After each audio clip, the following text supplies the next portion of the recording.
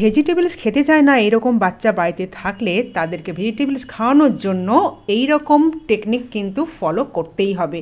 আজ আমি সেজন্যই বানাচ্ছি চিজ স্টাফ করে hariyali tikki, lots of vegetables, yummy, healthy and mouth watering too. তো চিজ দেওয়াতে ছোট্ট বড় সবার কিন্তু ফেভারিট, সবাই কিন্তু আরামসে খেয়ে নেবে। খুব সিম্পল আর ইজিয়েস্ট প্রসেসে বানিয়েছি, তোমাদের সঙ্গে শেয়ার করবো বলে চলে যাই রেসিপিটা নিয়ে আসছি প্রসেসে কিভাবে বানিয়েছি। সাথে থেকো, ভালো থেকো, টেক কেয়ার, বাই।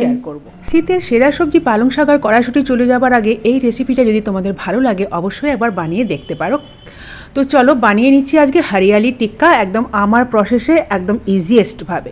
তো প্রথমেই সেগুলোকে বয়েল করে নিয়েছি একটা স্টিমারের ওপর রেখে, কারণ এটাকে জলে ডাইরেক্ট বয়েল করলে একটু ওয়াটারি হয়ে যাবে। তারপর স্টিম হয়ে যাবার পর ঠান্ডা করে নিয়েছি। ঠান্ডা করার পর একটা চপারে কড়াইশুঁটি আর পালং শাকটাকে খানিকটা রসুন, কয়েকটা মানে 9-10টা কলি রসুন আর 2-3টে কাঁচা লঙ্কা, পরিমাণ মতো তোমরা ঝালটা নেবে, নিয়ে এরকমভাবে চপড করে নেব। খুব বেশি মিহি হবে না, এটা তোমরা মিক্সিতেও করতে পারো।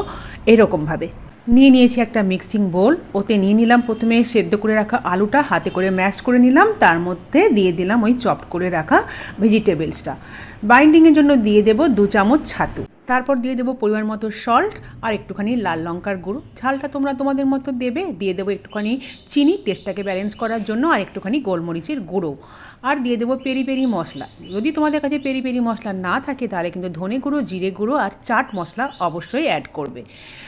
আর আমি আরও বেশি ইন্টারেস্টিং করার জন্য এই টিক্কিগুলোর মধ্যে দেবো চিজ, সেই জন্য আমার কাছে চিজ স্লাইস ছিল, সেই জন্য চিজের স্লাইসটাকে কেটে এরকম ছোটো ছোটো টুকরো করে নিলাম। হাতে একটু ঘি মাখিয়ে এইভাবে টিক্কির মতো তৈরি করে ভেতরে চিজের টুকরো দিয়ে এইভাবে একটা একটা করে টিক্কি আমি করে নেব এরকমভাবে শেপ দিয়ে। তোমরা তোমাদের পছন্দ মতো যে কোনো শেপ করতে পারো। তো এই প্রসেসটা করতেই যা একটু টাইম লাগবে চিজ ভরে টিক্কিগুলো বানাতে, তারপর তো লো ফ্লেমে আস্তে আস্তে টিক্কিগুলো হবে, তো সেটা কিন্তু একটু টাইম নিয়ে ধৈর্য ধরেই করতে হবে। তো টিক্কিগুলো আমার কিন্তু সব মোটামুটি বানানো কমপ্লিট হয়ে গেছে একে একে। এবার একটা ননস্টিক বসিয়ে, আমি যেহেতু এটা ঘি দিয়ে করছি, ঘি দিয়ে দিলাম প্যানে। তোমরা সাদা তেলও ইউজ করতে পারো, কিন্তু ঘি দিলে কিন্তু টেস্টটা ভীষণ ভালো লাগবে আর খুব সুন্দর একটা স্মেলও বেরোচ্ছে।